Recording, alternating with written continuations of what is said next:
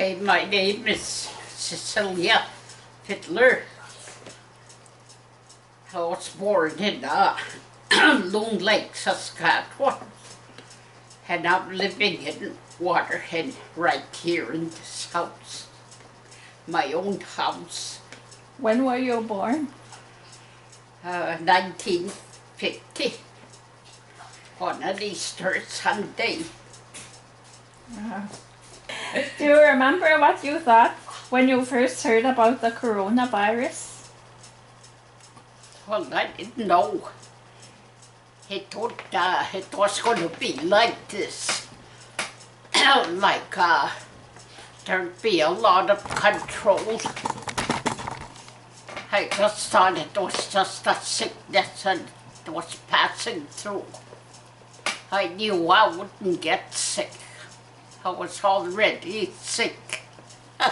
But I can't get over my ailments. Yeah, that's what I thought, like,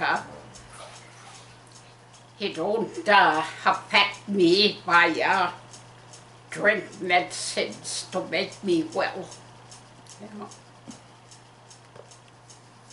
When did your life start to change as a result of the pandemic? Change? Well, when we're not allowed to leave the reserve, I felt controlled, and the nurse told me I had to stay home. I couldn't stay home. I just went visit next door to my mom's, and I went to town when I needed groceries. They said I had to wear a mask, and I bought a mask, but it kept falling to one side and it was uncomfortable. I felt better without it, so I left it off. In what ways did your everyday life change? In what ways? Well, I was forced to stay home. And I planted a garden with all that time I had. And I didn't see as many people, but when I saw them, they're happy to see me. They talk to me, and then some are scared, like I'm going to give them a disease, like the coronavirus that's coming from me. But I don't pay attention. I know that's not the way it is. And in that way, like people, like the community, there's more drinking, and the young people are committing suicide or getting into accidents. There's been quite a few deaths. And when we went to the funeral, we had to stand up instead of sitting down. That was awkward, because you get tired of standing up. You want to sit down. Yeah. And it seems like there's more work, and people don't want to work, like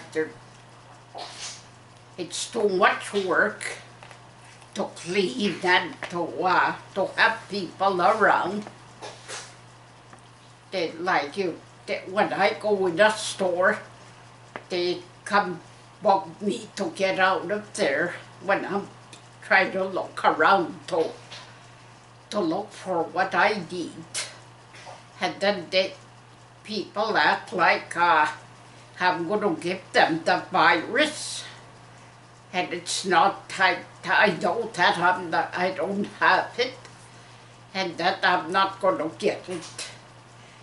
And if I do get it, then I must have planned that with the Creator before I was born. That's what I was going to die from. But I don't think that's what I'm going to die from. That's one way, like, gives me a lot of time to think, to pray, to look at life differently. And that the system has made us all spoiled. We're used to an easy life. And at first, like they're telling us to wash our hands, but a person would go crazy washing their hands every minute.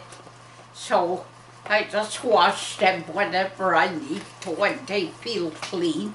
They feel clean right now. So I know there's no virus on my hands. And when the pandemic started, when your community first heard about COVID-19 breaking out, how did your community respond to the virus? Well, they stopped school, and they let's see, some places they put up signs not to go to their house because there's somebody living there with a weak immune system, and they're scared he'll bring the germ to them. And it seems like staying home. It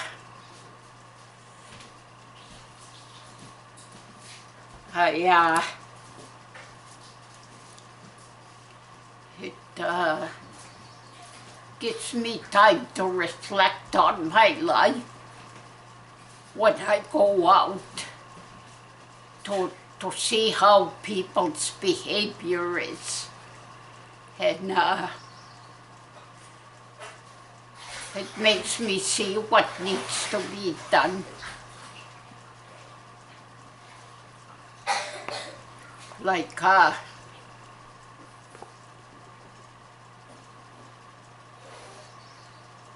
well, just like those security, it seems like we're not healed, like we're an unhealed community. When they get a little authority over people, it goes to their head, like their behavior shows it. How else have you coped with the pandemic? How else have I coped? Yeah, with the changes brought about by the pandemic. Well, I haven't had time to go out to board meetings or to workshops or to work at the school. I had to find other ways of keeping busy, and it helped me to concentrate on the sweat lodge, to put those bare sweats, and now, like, and to help my two brothers that have their own sweats. We help each other out. I spend my money, like, before I used to spend it on gas, traveling, hiring people to take me here and there. Now that I stay home, I buy flags and use my money on cultural activities to be involved. And some people might not know what a sweat lodge is. Pardon? Some people might not know what a sweat lodge is. Can you describe what you mean by sweat lodge? Well, the sweat lodge is when I was born, I got an Indian name which is walking bear claw woman, and the bear is my helper, and that's my purpose in life, is to put up their sweat, and it's a family sweat. It helps the family with our healing to express myself freely and to help my fellow people with the sweat lodge.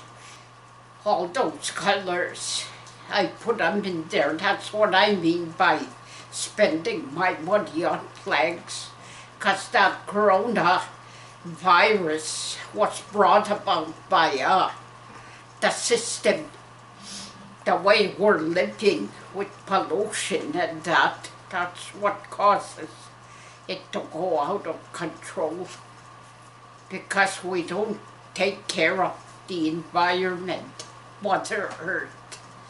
So it goes out of balance, and then we don't maintain that balance the right way, and that's what happens. It goes out of control. Sicknesses come, world disasters, and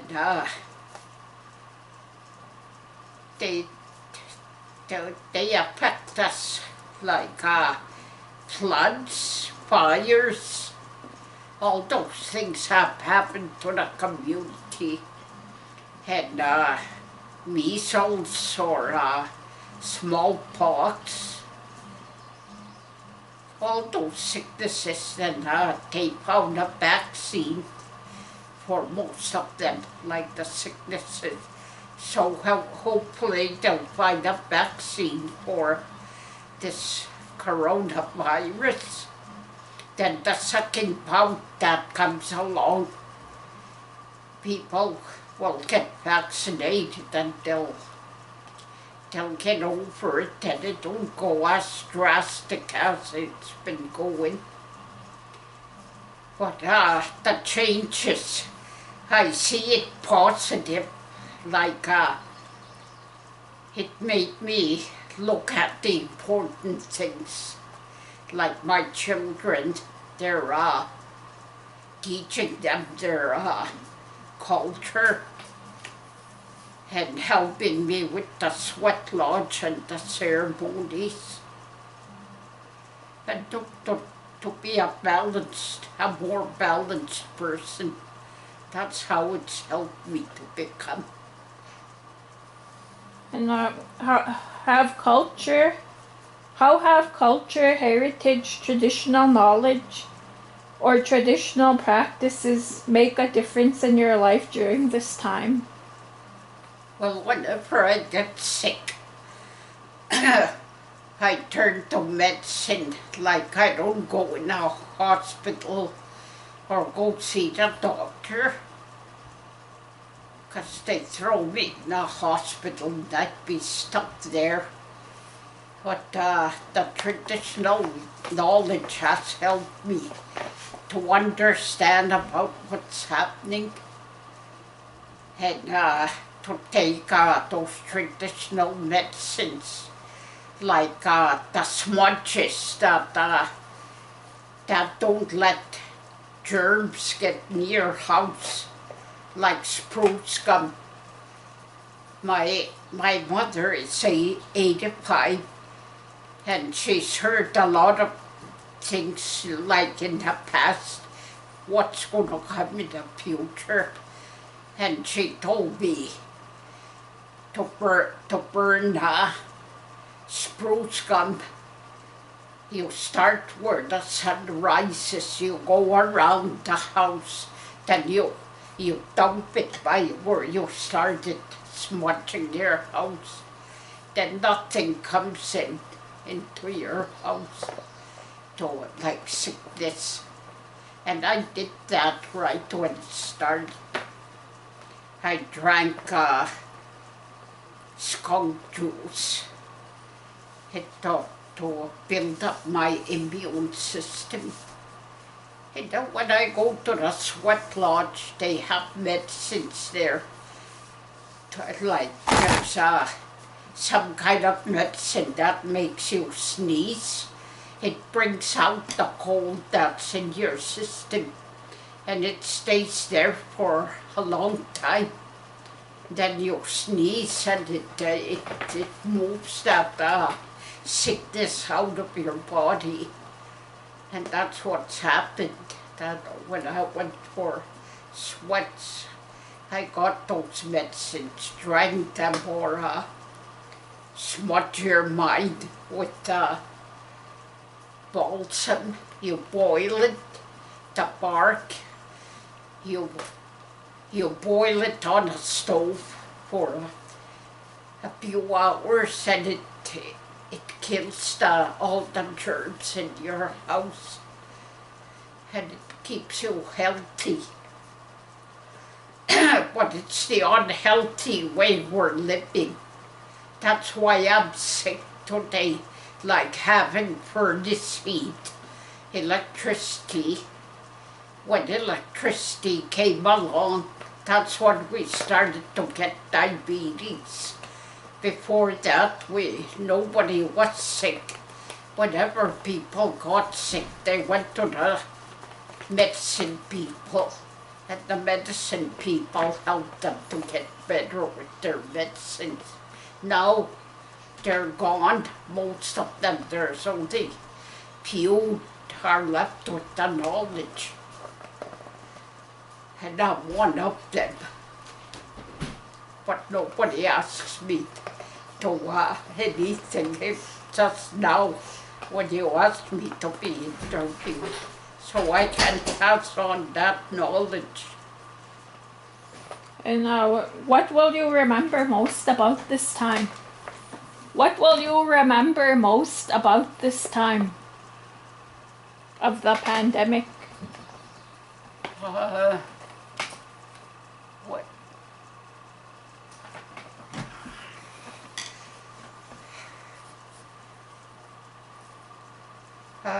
I'll remember that who I am, my identity, that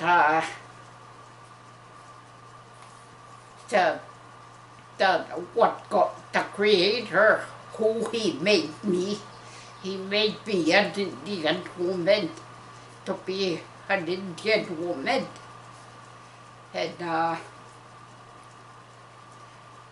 And before that virus came along, I didn't think much about it.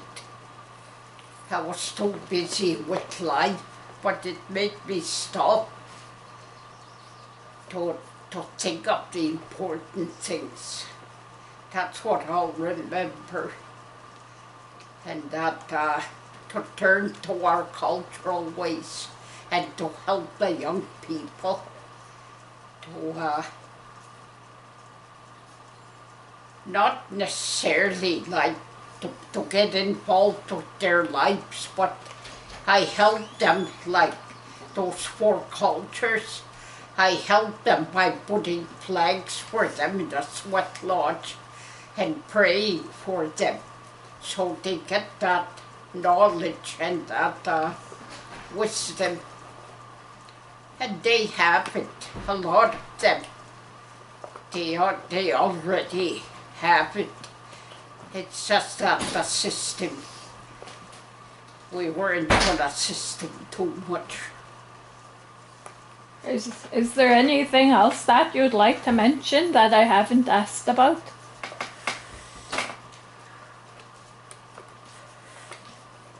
Well, the future, like the second bout, they talk about what's good, like they say it's going to be worse than this one.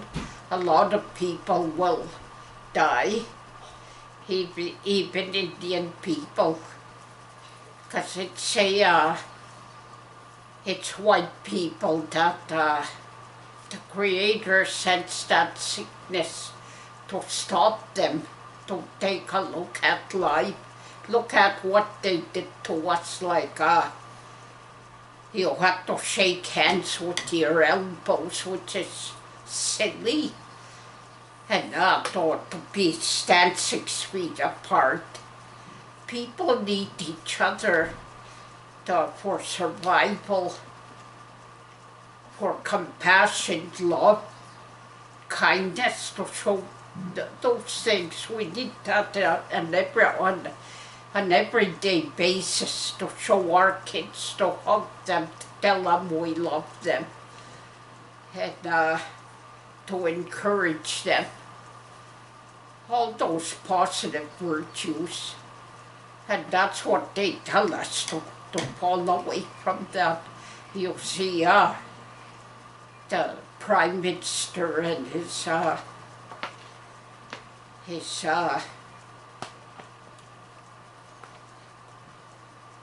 what do you call all those ministers?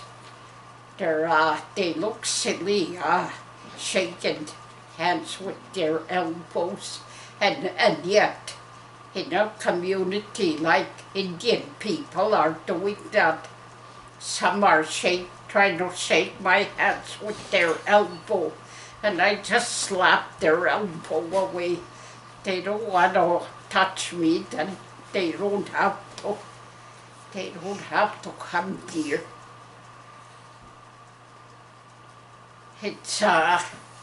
It's true. We have to be cautious. But when that second bout comes along, they say even Indian people are going to be die from that, like they'll get that sickness. But it's because they don't want to listen to the Creator, to follow His ways, the way He made them, to follow their culture and the gifts the Creator gave them. To listen to your inner child.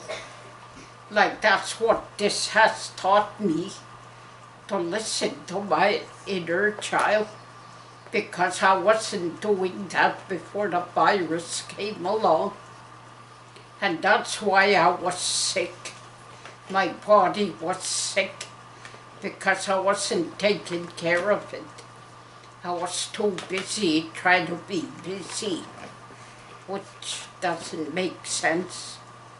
Now I'm busy, but it's a good busyness, doing constructive stuff that's going to take care of me for the hard times, like a garden, planting a garden, herbs, and to cook with those herbs. And my son, I'm going to help him to buy guns, because before my dad passed away, he told me about this, what was coming. And he said, you might have to move to the bush and survive from the land. So that means that we need, and he told me, you need guns, a shotgun to kill ducks and geese and small game, a .22, a rifle, shells, a fish net with the equipment, so you can set a net and get the fish, smoke them and store them, because there might not be electricity around. We have to find different ways of survival, and that's what I'm preparing by growing a garden. This winter I'll have lots of potatoes and vegetables, my own vegetables that I grow. And that's how I'll survive. I'll cook them with wild meat and fish. Probably my diabetes will go away if I live like that, and my sicknesses will go away. And I'll feel proud of myself I'll get my self-pride back, be able to work. I can still work while right now, but if I stay around here living with electricity and propane and that, eventually I'm just gonna waste away. But if I do what my late dad told me, I'll survive. And I'm gonna teach my children, my grandchildren that, and my great-grandchildren. This spring, I planted that garden with my children, some of my children, and some of my grandkids and my great-grandkids. With their help, I showed them how to plant, and they know how. You start with a young kid, teach him what he needs to know. That's what my dad showed us, my late grandma. And my mom's doing that right now. She's still alive, showing us the medicines. And that's survival. I think I'll be happier living that kind of a life. Ikse